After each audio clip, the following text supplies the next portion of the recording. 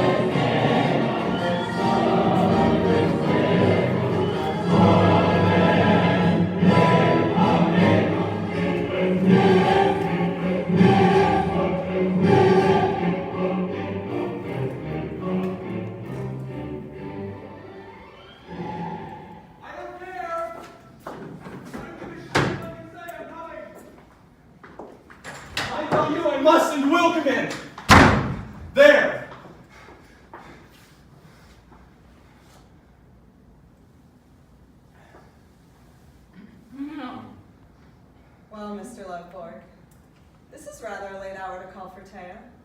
You mean rather an early hour to call on you? Pray pardon me. How do you know that she's still here? They told me at her lodgings she had been out all night. I suppose Tesman is not up yet? No, I think not.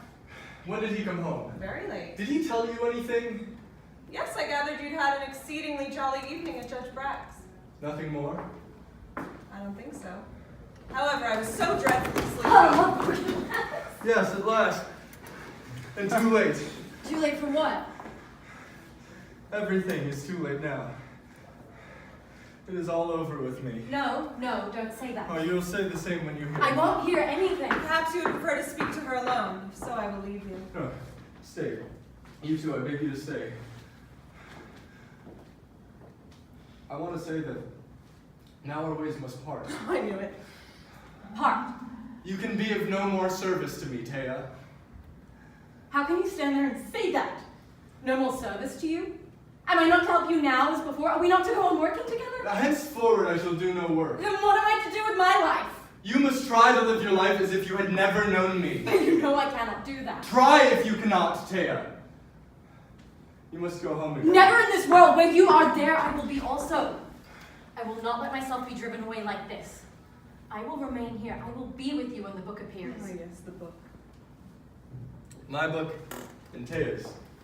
For that is what it is. Yes. I feel that it is, and that is why I have a right to be with you when it appears. I will see with my own eyes how respect and honor pour in upon you afresh. And the happiness, I must share it with you. Thea, our book will never appear. Never appear? Can never appear. Lovborg, what have you done with the manuscript? Yes, the manuscript. Where is it? The manuscript. Well then.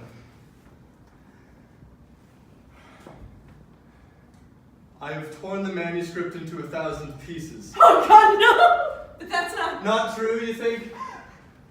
Oh, well, since you say so. But it sounded so improbable. It is true. All the same. Oh God, head on, torn his own work to pieces.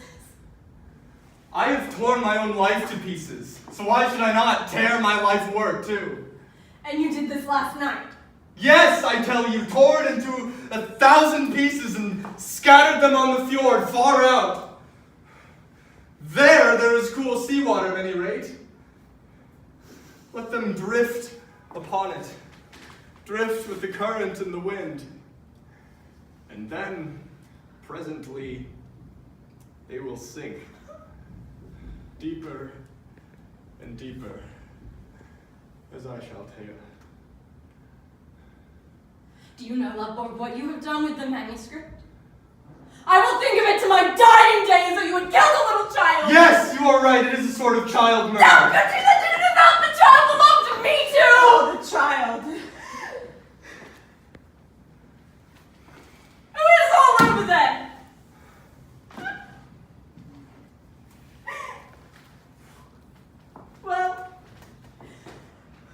Well, now I will go, Hedda. But you're not going away from town. I do not know what I shall do. I see nothing but darkness before me.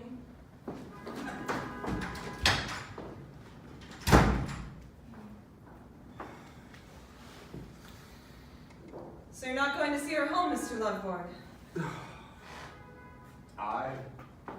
Through the streets? Would you have people see her walking with me? Of course, I don't know what else may have happened last night. But is it so utterly irretrievable? It will not end with last night. Oh, I know that perfectly well. The thing is that now I have no desire for that sort of life. I won't begin it anew. She's broken my courage and my power of braving life out. So that pretty little fool has had her fingers in a man's destiny. But all the same, how could you treat her so heartlessly? Oh, don't say that I was heartless. To go and destroy what has filled her whole soul for months and years. You do not call that heartless. To you, I can tell the truth, Hannah. The truth? First, promise me, give me a word, that what I now confide in you, Thea, shall never know. I give you my word. Good. Then let me tell you that what I said just now was untrue. About the manuscript? Yes, I have not torn it to pieces, nor thrown it into the fjord. No. No, but where is it then? I have destroyed it nonetheless, utterly destroyed it, Hannah. I don't understand. Thea said that Ragdon seemed to her like a child murder. Yes, so she said. And to kill his child, that is not the worst thing a father can do to him. Not the worst. Well, suppose now, Hedda, that a man, in the small hours of the morning, came home to his child's mother after a night of riot and debauchery, and said, listen, I've been here and there, to this place and to that, and I've taken the child with, and I've lost the child, utterly lost it. The devil knows in what hands it may have fallen, who may have had their clutches on it. Yes, but when all is said and done, you know, this was only a book. Thea's pure soul was in that book. Yes, so I understand. And so you can understand that for her and me together, no future is possible. What path do you mean to take then? None. It will only make an end of it all. The sooner the better. Eilert Lovborg. Listen to me. Will you not try to do it beautifully? Beautifully? With vine leaves in my hair? As used to dream in the old days? No.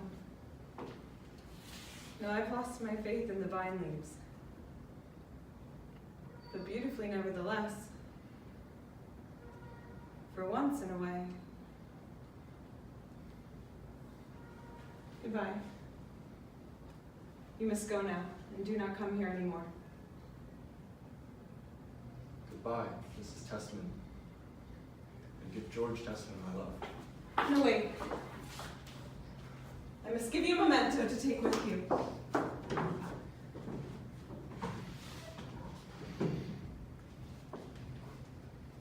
This? Is this the memento? Do you recognize it? It was aimed at you once. You should have used it then. Take it. And do you use it now?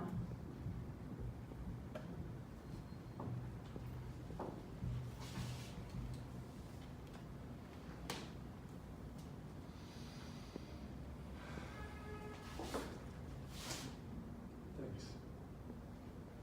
And beautifully, Eilert Lovborg. Promise me that. Goodbye, Hedda Gabler.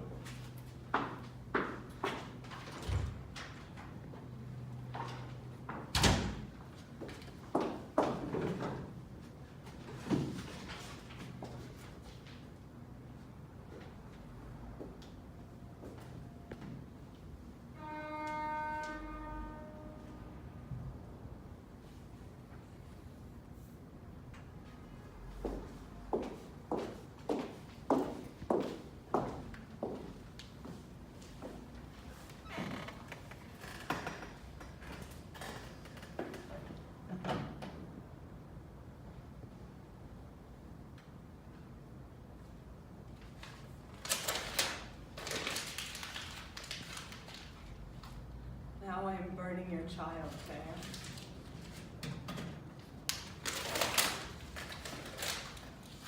Burning it, curly locks. Your child. And Eilert Lovborg's.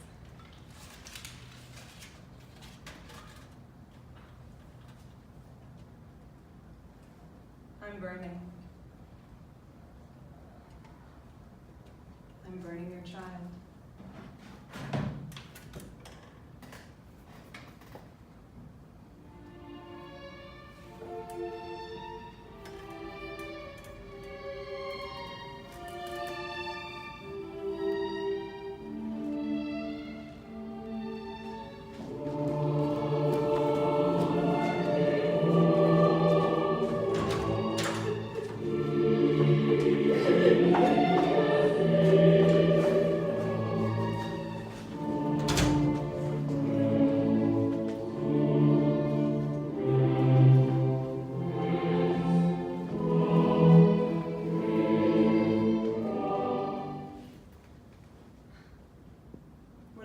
Freedom it gives one, this act of Eilert Lovborg's.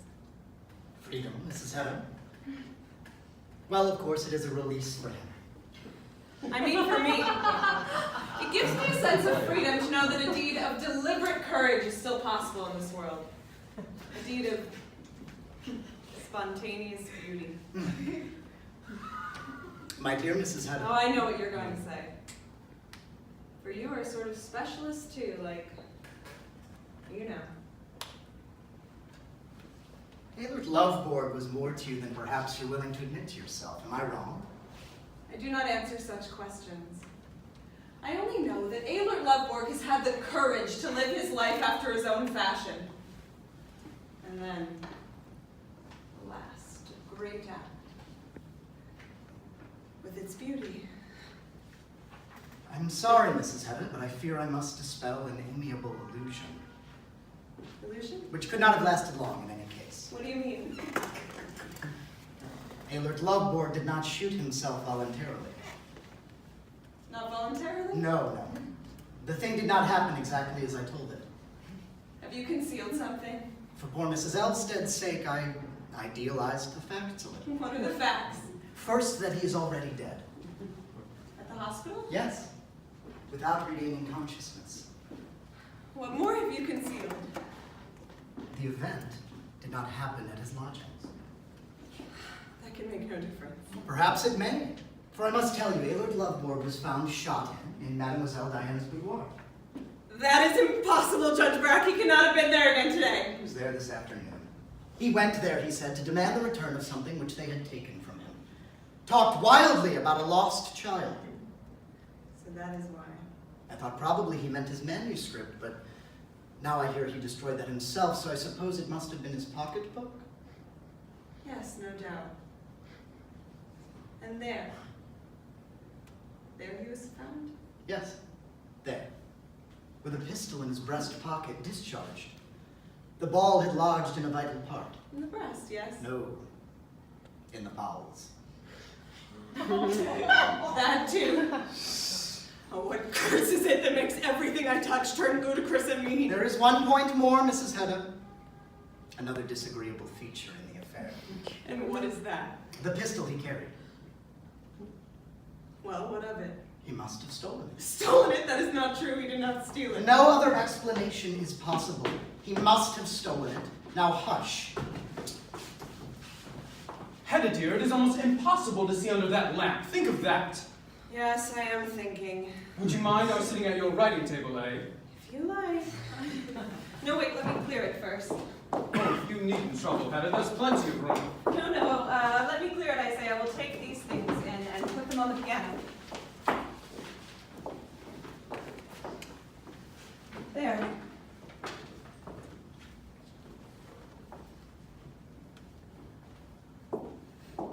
Well, my sweet Thea. How goes it with Eilert Lovborg's monument? Oh, it'll be terribly hard to put it all together. We must manage it. I am determined. And arranging other people's papers is just the work for me.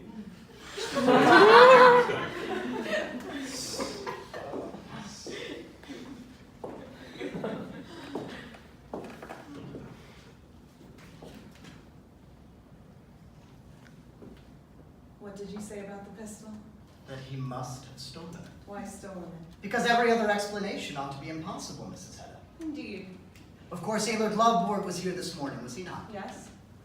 Were you alone with him? Part of the time? Did you not leave the room whilst he was here? No. Try to recollect, were you not out of the room a moment? Yes, perhaps just a moment. Out in the hall. And where was your pistol case during that time? I had it locked up. Oh, well, Mrs. Hedda, The case stood there on the writing table. have you looked since to see whether both the pistols are there? No. You need not. I saw the pistol found in Lovborg's pocket. I knew it at once as the one I had seen yesterday, and before, too. Have you it with you? No, the police have it. What will the police do with it? Search till they find the owner. Do you think they will succeed? No, Hedda Gabler, not so long as I say nothing. And if you do not say nothing, what then? There is always the possibility that the pistol was stolen. Death rather than that. People say such things, but they don't do them. And supposing the pistol was not stolen, and the owner is discovered, what then? Well, Hedda, then comes the scandal. The scandal. Yes, the scandal. Of which you are so mortally afraid. You will, of course, be brought before the court, both you and Mademoiselle Diana. She will have to explain how the thing happened, whether it was an accidental shot or murder. Did the pistol go off as he was trying to take it out of his pocket to threaten her with? Or did she tear the pistol out of his hand, shoot him, and then push it back into his pocket? That would be quite like her, for she is an able-bodied young person, this same Mademoiselle Diana. But I have nothing to do with all this repulsive business. No, but you will have to answer the question, why did you give Eilert the pistol? What conclusions will people draw from the fact that you did give it to him? That is true. I did not think of that. Well, fortunately for you, there is no danger. Just so long as I say nothing. So I am in your power, Judge Brack. You have me at your beck and call from this time forward. Dearest Hedda, I shall not abuse my advantage. I am in your power nonetheless, subject to your will and your demands. A slave. A slave, then. No. I cannot endure the thought of that, never. People generally get used to the inevitable.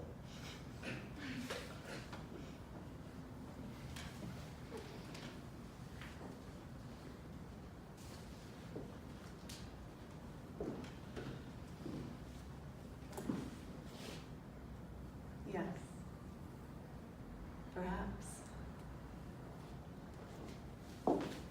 Well, are you getting on, George, eh? Oh, heaven knows, dear. In any case, it'll be the work of months. Fancy that. Doesn't it seem strange to you, Thea? Here you are, sitting with Tesman, just as you used to sit with Eilert Lovborg. Huh. If only I could inspire your husband in the same way. That will come too. In time. Yes. Do you know, dear Hedda, I really think I begin to feel something of the sort. But won't you go and sit with Brack again? Is there nothing I can do to help you two? Oh, no, dear, nothing in the world. Now, I trust you to keep Hedda company, my dear Brack. With the very greatest of pleasure. Thanks. But I'm tired this evening. I will go in and lie down a little on the sofa. Yes, do, dear, eh?